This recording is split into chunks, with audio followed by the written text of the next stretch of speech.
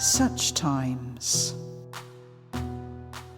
Poor Peter, dragged back from his travels at sea, learning about new technology, or on a ship's deck where he's happy and free, back to Eudoxia, his wife, though she's been out of the picture since he met me, back to the priests and their petty divisions, back to the peasantry's weird superstitions, back to confront a blast from the past and an all-too-present pain in the arse. Introducing the Streltsy, the Kremlin's Imperial Guard. At your service, since time immemorial, sporting the latest in old Russian style. Give us a twirl then. Hairy and scary And totally vile. soldiers of the Tsar, naughtily clothed and bearded. Who knows why we are universally loathed and feared? It's a mystery, it's a mystery. We're here to protect him. We love and respect him. We'd even be willing to fight for him. If the price is right for him, we're soldiers of the Tsar. We'll jump at the chance to be thuggish. And yet it's quite bizarre that as an army you're rubbish. It's a mystery, it's a mystery. Lie down, 2, dogs. 3, down with all Lie foreigners. down, you dirty dogs. And Get down, 2, you dogs. they want to wage war on Lie us. down. Up, Soldiers 2, of the 3, Tsar, 4. who Up, lifted 2, your 3, load. 4. Soldiers Up, of the 2, Tsar, 3, don't 4. forget what you did. I don't want to talk about that. It's a mystery. Soldiers of the Tsar. Why we never learn Up the the lessons taught Streltsy. by Soldiers history. of the Tsar. It's a mystery. Up the Streltsy. Up 2, 3, 4. God save us all. Someone's been stirring. Someone's been busy. Someone's been whipping them into a frenzy. That's not wise. Never mess with the Streltsy. We've seen what can happen. This could get messy. So, who would be stupid enough to run the risk of it? Stupid? Ambitious? Or maybe just desperate? Eudoxia? She says she loves Peter, but hates all he does. Does she plot while she waits? And then again, last time, some said that Sophia had whispered of treason in the Streltsy's ear to bring down the Tsar's mother and advance her career. Rumours rise like mist, sigh through the walls. Rumours will end up killing us all.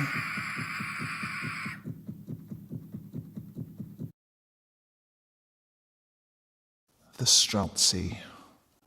I thought they were finished last time, thought they'd gone. But all these years later, it seems I was wrong. They say you've been away too long, don't like your foreign friends, same old song. Well, I'm back. And it's time for a final reckoning. The past must be stamped out. The future is beckoning. I have turned from my memories, turned and run. Now I'll face them and fight them.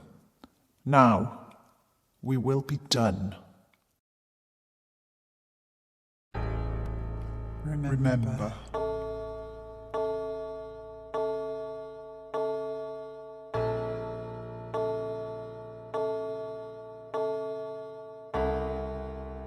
I was only 10. They broke in, broke down the doors, broke everything familiar and secure, broke their commandments, swarming at the stair, fists vicious, blood-red mouths, gaping in their matted beards. We hid in a storeroom. We hid for 3 days. A faithful maid tried to bolt us in, but her hand was stayed. Leave the door open, they'll think we've gone. The demons approached, paused, looked in. We heard their pulses, smelled the sweat of their skin. They saw emptiness, moved on. But they took the others, took nearly all, servants, brothers. Guardians, friends, safe, accustomed faces sliced from their skulls, strong arms, protective arms that held and comforted, wrenched from their sockets, ripped to shreds of flesh and brawn, bludgeoned into shards of nail and bone, paraded and mocked through deserted Moscow streets. Gorged to a frenzy on raw meat, still the wild beasts called for more, slavering and drooling for one last course. Bring us Ivan Narishkin! My uncle Ivan, hiding with us, tense, tearless, apparently fearless. Bring us this traitor, this sneering pretender, tall, strutting, spoilt, smart talking, arrogant, sharp thinking, Ivan Narishkin, joking and jeering at Sophia and her kin, sneering at their fall in influence at the Kremlin, always forthcoming in his hatred of the vermin, soldiery, peasantry, basically everyone who's not Ivan Narishkin. Now, I'm not saying for a moment that this whole thing was whipped up to rein in the power of the Narishkins, but if, let's say, a nasty rumour went around that somebody was plotting to do the Tsar down and try on the crown, well, a lot of people would have no trouble accepting that such a thing was true of Ivan Narishkin. Bring us Narishkin, the traitor upstart. Bring us Narishkin, or we'll come and get him, and we will eat his heart. My mother clenched my hand so hard I thought our flesh would merge. And then Sophia spoke. Sophia, half a sister, twice the brain of most men who held the reins of government. Sophia came to talk to Mother, then said, There's no escape. You must give the brutes your brother. One more life delivered may be enough, and we will live. My mother wept, but she knew what must be done. She kissed her brother and said, It's all of us or one.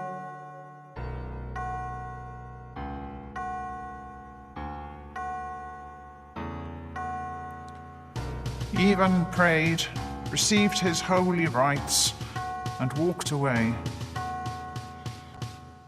The door was opened, and our sacrificial lamb was grabbed and dragged into that savage clamour.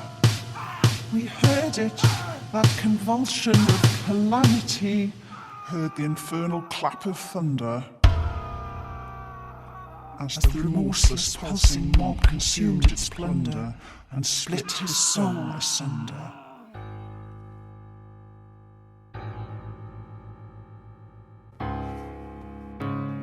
I did not cover my ears. I was learning how it works, how the world turns, how hell burns.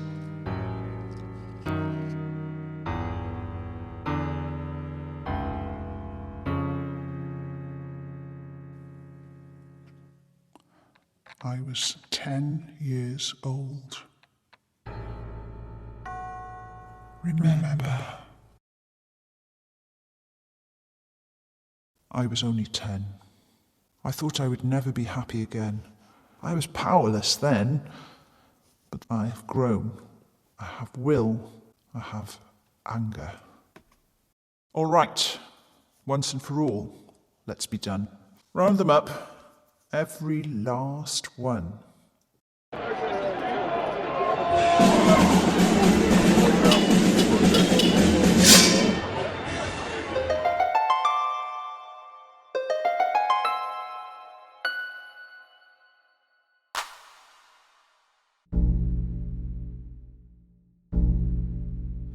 Majesty, I'm overwhelmed that you should attend my chamber in person. I always prefer to be hands-on, and I'm interested in mechanisms. You must tell me what they are. I may try my hand myself. Hear that?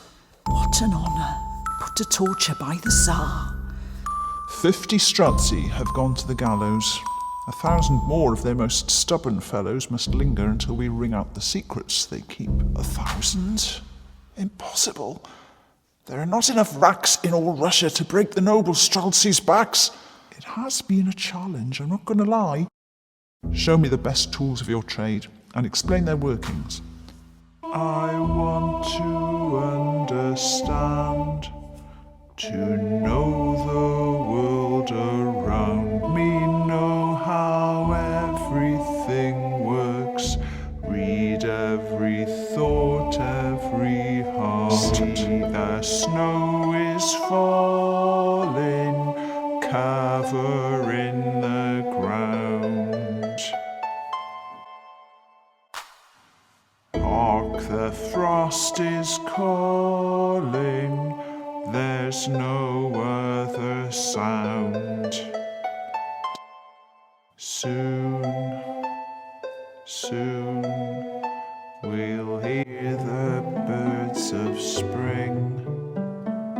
See, the snow is falling.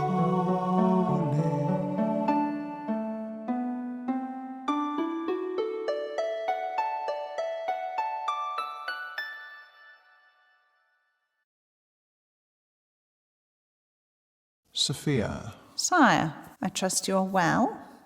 You visit your sister in her convent cell. I'm touched. Sophia, spare me your irony.